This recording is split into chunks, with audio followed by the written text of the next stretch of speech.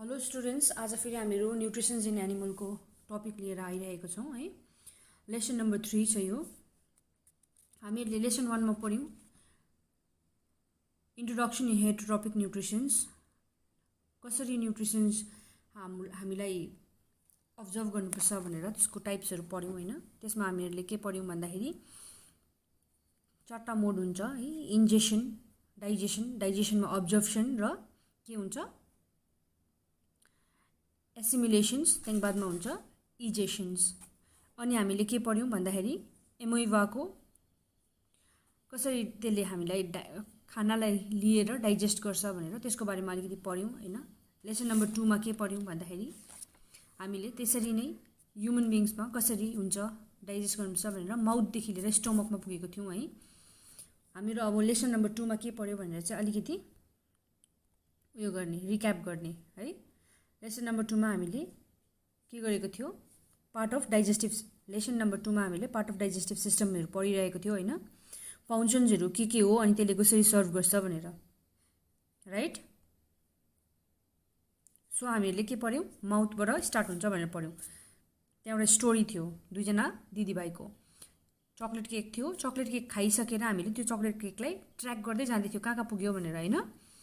फर्स्टमा हामीले मुखबाट खान्छौँ, त्यहाँ तितहरू हुन्छ, हाम्रो टङ हुन्छ, हामी चबाउँछौँ, सलाइभा हुन्छ, त्यसले हामीलाई के गर्नु हेल्प गर्छ, फुडलाई ब्रेक गर्नु हेल्प गर्छ। हाम्रो डाइजेसन मुखैबाट सुरु भइहाल्छ। सलाइभाले हामीलाई त्यो फुड पार्टिकल्सहरूलाई अलिकति लिक्विडिफाई गरेर गर्नु सघाउँछ। अर्को कुरा के हो, हाम्रो एसोफेगस हुन्छ, त्यो मुखमा हामीले चबाएको खाना के गर्छ, एसोफेगसले लिएर तल कहाँ जान्छ, हाम्रो स्टोमकमा जान्छ। एसोफेगसको काम खालि त्यो खाना मुखदेखि स्टोमकमा लानु मात्रै हो। अनि त्यो खाना स्टोमकमा गइसकेपछि के हुन्छ त भन्दाखेरि स्टोमकमा हाम्रो ग्यास्ट्रिक जुस प्रड्युस गर्छ हो। त्यहाँ के हुन्छ, HCl हाइड्रोक्लोरिक एसिड र हाम्रो हुन्छ अरू एन्जाइम्सहरू। एन्जाइम्सहरूले अझै फर्दर त्यो डाइजेस्ट गर्नु, ब्रेक गर्नु, फुडलाई ब्रेक गर्नु, लिक्विडिफाई गर्नुको लागि हेल्प गर्छ भने HClले के गर्छ, त्यो खानामा भएको माइक्रोब्सहरू, हार्मफुल माइक्रोब्सहरूलाई मारिदिन्छ। वेल एन्ड गुड है, हामी त्यहाँसम्म थियो। अब यहाँ मैले भनेको थिएँ त्यही मेकानिकल डाइजेसनले के हुन्छ, चबाएर चाहिँ त्यसलाई निलिन्छ भनेको थिएँ, अघिकै कुरा हो होइन। फुड पाइपमा फेरि रिकल गर्नुपर्दा यहाँ फेरेङ्स हुन्छ, त्यो चाहिँ ओपनिङ अफ एसोफेगस हो। एपिग्लोटस हुन्छ जसको रिदमले गर्दा चाहिँ विन्ड पाइप र फुड पाइपलाई कन्ट्रोल गर्छ, ओपनिङ होइन। त्यति हो। यो पनि भने मैले माइक्रोब्सलाई किल गर्छ भनेर। यो भयो हाम्रो डाइजेस्टिभ सिस्टम। त्यो हामीहरू अब कहाँ पुग्यौँ भन्दाखेरि डाइजेसन स्टोमकमा भयो होइन हाम्रो स्टोरीको। अब हामीहरू कहाँ पुग्यौँ भन्दा स्मल इन्टेस्टाइनमा, राइट। यो हो हाम्रो स्मल इन्टेस्टाइन, देख्दैछ यहाँ अरेन्ज कलरको। अब स्मल इन्टेस्टाइनको बारेमा पढ्ने है। यो हो स्मल इन्टेस्टाइन। एउटा कुरा यहाँ चाहिँ स्मल इन्टेस्टाइन चाहिँ सबैभन्दा लार्जेस्ट अर्गन हो यहाँनिर भनेर, जो चाहिँ हाम्रो 20 फिटसम्म लामो हुन्छ है। अब हाम्रो स्टोमकमा भइसकेको डाइजेसनलाई अझै फर्दर डाइजेस्ट गर्नको लागि स्मल इन्टेस्टाइन छ। सेमी लिक्विड हुन्छ फुड होइन, अझै बेसी डाइजेस्ट गर्नको लागि हामीलाई स्मल इन्टेस्टाइनमा केले हेल्प गर्छ भन्दाखेरि यहाँनिर चाहिँ सानो देख्नुहुँदैछ माथि, स्टोमकको माथि त्यो लिभर हो। लिभरले बाइल जुस सिक्रेट गर्छ। अनि स्टोमकको मुनि के देख्नुहुँदैछ, सानो पत्ता जस्तो, त्यो हो पेनक्रिया। पेनक्रियाले पेनक्रियाटिक जुस सिक्रेट गर्छ। त्यो दुईवटा जुस मिलेर चाहिँ अझै त्यो सेमी लिक्विड फुडलाई अझै बेसी हामीले स्मल इन्टेस्टाइनले अझै बेसी के गर्छ, डाइजेस्ट गराउनु हेल्प गर्छ फर्दर डाइजेसनमा हो।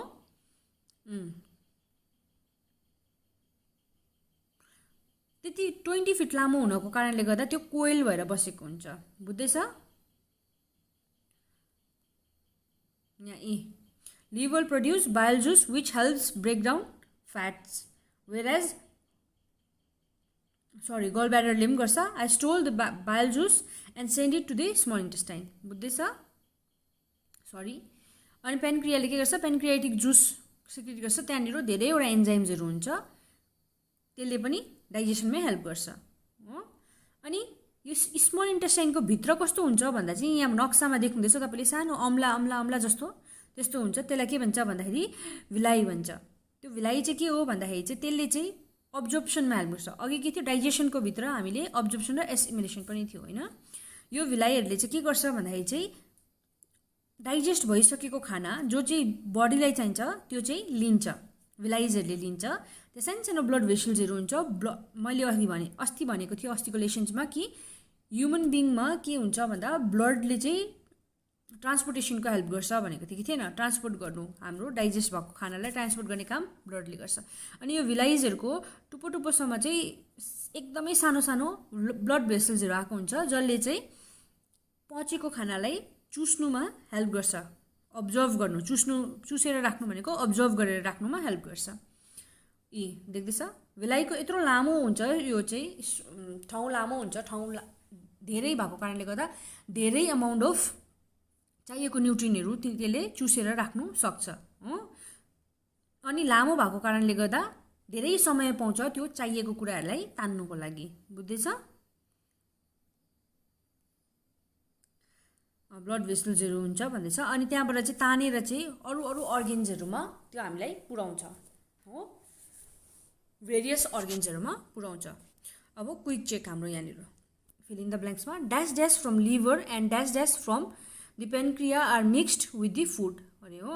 अब यो फिलिङ द ब्ल्याङ्क्स छ है, लेख्दै गर्नुहोस्। Dash from this juice helps in break down of the food into the simpler molecule. Digested food molecule are absorbed by the dash and sent into the dash dash. Answer के रहेछ भन्दाखेरि चाहिँ bile juice from the liver and pancreatic juice from the pancreas are mixed with the food. Enzymes from this juice helps in breakdown of food into smaller molecules, simpler molecules. Digested food molecules are absorbed by the villi and sent into the blood vessels. बुझ्यो small इन्टेस्टाइनको। अब यहाँबाट हामीले वर्डहरू के चाहिँ दिमागमा राख्नुपर्छ भन्दा चाहिँ बाइल जुस र पेनक्रियाटिक जुस। बाइल जुस चाहिँ कहाँ प्रड्युस हुन्छ भन्दाखेरि चाहिँ लिभरमा हुन्छ, कहाँ स्टोर भएको हुन्छ गल ब्ल्याडरमा। produced by the liver and stored in a gallbladder helps break down fats. Pancreatic juice चाहिँ के रहेछ भन्दाखेरि चाहिँ पेनक्रियाबाट नै हुन्छ, त्यो एन्जाइम्सहरू हुन्छ, मिक्सचर अफ एन्जाइम्सहरू हुन्छ, धेरैवटा एन्जाइम्स निस्केर हामीलाई त्यो फर्दर डाइजेसनमा स्मल इन्टेस्टाइनमा हेल्प गर्छ। Produced in the pancreas contained many enzymes. बुझ्यो। अब हामीहरू लार्ज इन्टेस्टाइनमा गयो, मुखदेखि थालेर एसोफेगसदेखि गएर स्टोमकमा, त्यहाँदेखि स्मल इन्टेस्टाइन, त्यहाँदेखि बादमा गएर कहाँ गयो हामीहरू लार्ज इन्टेस्टाइनमा। लार्ज इन्टेस्टाइन भनेको यो लास्टको हो, हरियो कलरको होइन।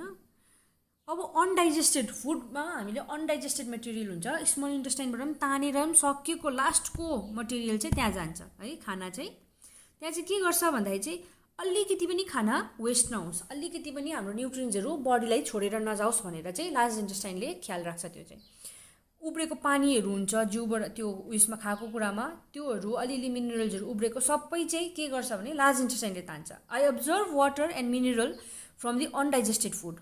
Once I remove all the water and mineral from the food, it becomes feces.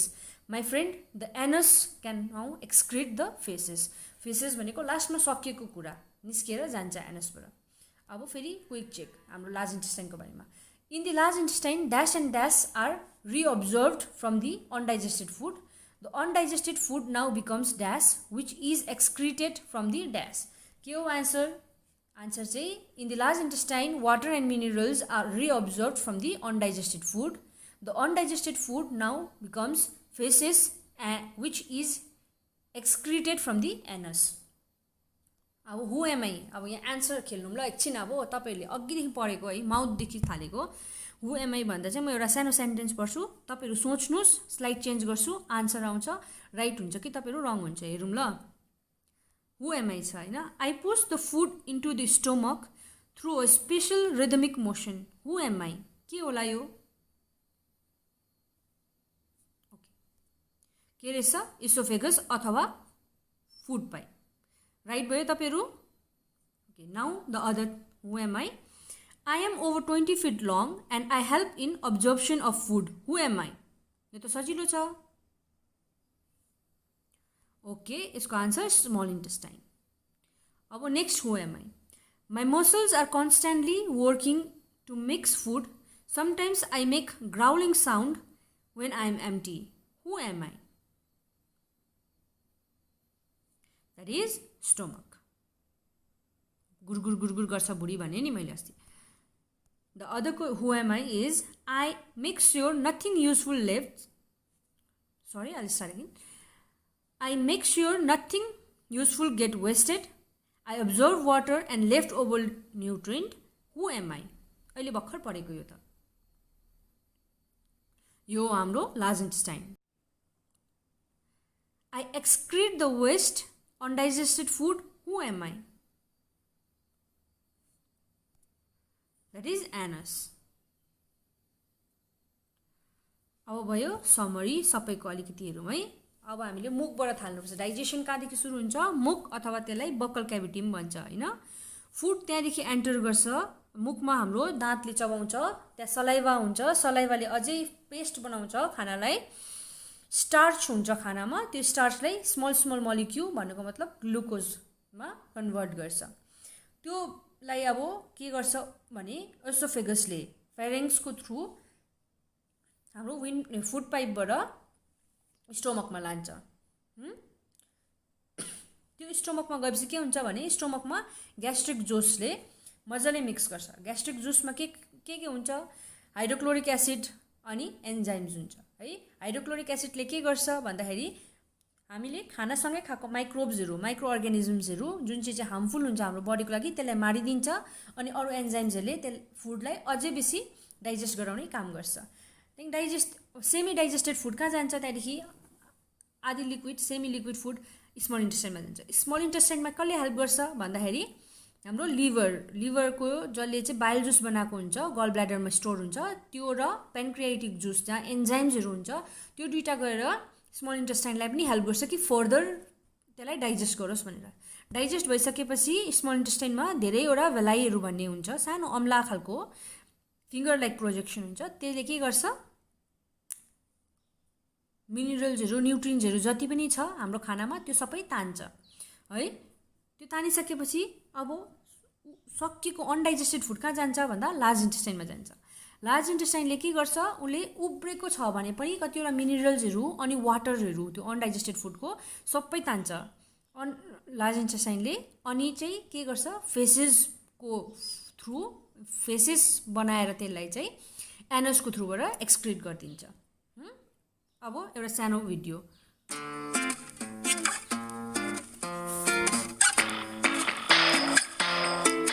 अब हामीले खाएको खानाहरू कहाँ जान्छ भनेर चाहिँ अब हामीलाई थाहा भयो होइन. यो डाइजेसन परिसकेपछि डाइजेस्टिभ सिस्टमलाई राम्ररी हेरेर मात्रै हामीले थाहा पायौँ कि हामीले खाएको खाना कहाँ जान्छ भनेर. When we take a bite of some food, it enters our mouth. We mechanically break down the food with the help of our teeth. In the mouth, the food also mixes with saliva to form a paste. The saliva also helps break down starch into smaller molecules. From the mouth, the food paste enters the food pipe. Hydrochloric एसिडले के The गर्छ? food pipe खानामा sends भएको the food into the stomach. माइक्रोब्सहरू हुन्छ जुन चाहिँ harmful हुन्छ The stomach secretes gastric juices which contain hydrochloric acid and some enzymes.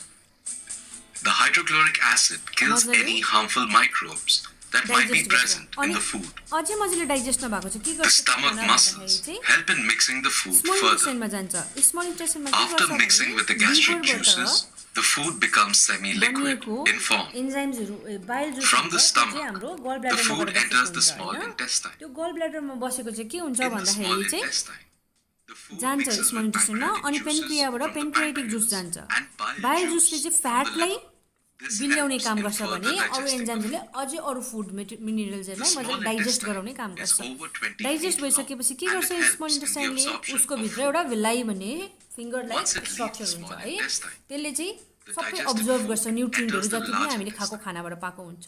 The अनि large सबै intestine अब्जर्भ absorbs गरिसकेपछि कहाँ water जान्छ? and any other leftover nutrients. त्यो 20 fit long small The इन्टेस्टाइनबाट remaining जाँदै जाँदै undigested गर्दा food सबै अब्जर्भ is भइसकेको हुन्छ. excreted लास्टमा through the undigested ears food चाहिँ हाम्रो in the form large of इन्टेस्टाइनमा feces. जान्छ. लार्ज इन्टेस्टाइनमा चाहिँ के हुन्छ भने चाहिँ केही छ No भने पनि wonder that all सबै that नै yummy लिन्छ food अनि that लास्टमा we eat फेसेसको थ्रुमा magically बाट disappears एनसबाट within our निस्केर bodies. जान्छ. बुझ्यो? त्यति नै हो डाइजेसनको बारेमा. अब यो त हामीले ह्युमन डाइजेसन पढ्यो। अब हामीले घाँस खाने एनिमलको बारेमा अलिकति पढ्ने है। काउको तपाईँले थाहा गर्नुभएको छ कहिले? काउले जहिले पनि त्यो खाना खाइ नै रहेको हुन्छ, घाँस अगाडि छैन भने पनि चबाइरहेको हुन्छ। किन होला भनेर? किनभने उसको डाइजेस्टिभ सिस्टम यस्तो हुन्छ। उसकोमा रुमेन भन्ने अर्को एउटा सानो भुँडी भन्ने हुन्छ, उसकोमा 2टा स्टमक हुन्छ भन्छौँ हामीहरू होइन। त्यो चाहिँ cow chew grass very quickly and swallow. It then enters the special organ called the rumen, where it stored a partially digested grass. अनि उसले फेरि जतिखेर चाहिन्छ त्यहाँ रुमेनबाट उग्लेर फेरि चबाइबस्छ, त्यहाँदेखि फेरिमा लिन्छ, 2 पल्ट उसको भुँडीमा जान्छ। They keep bringing the food back from the rumen into their mouths and chew it further.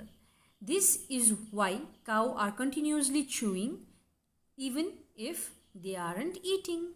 बुझ्यो किन रहेछ भनेर? अब सोच्यो त हामीहरू मान्छेहरूले चाहिँ घाँस, काँचो घाँस किन खान सक्दैन भनेर? किनभने त्यसलाई पचाउने एउटा अर्गन हुन्छ, त्यो चाहिँ हुँदैन मान्छेहरूकोमा। किनभने त्यसमा कम्प्लेक्स कार्बोहाइड्रेट हुन्छ अनि सेल्युलोस हुन्छ, जो चाहिँ ह्युमन्सले पचाउन सक्दैन है। त्यो चाहिँ के हो भन्दाखेरि पचाउन सक्ने चाहिँ एउटा अर्गन हुन्छ, त्यो चाहिँ के हो भन्दा चाहिँ कैकम भन्ने हुन्छ है। त्यो चाहिँ लार्ज इन्टेस्टाइन र स्मल इन्टेस्टाइनको बिचमा हुन्छ है।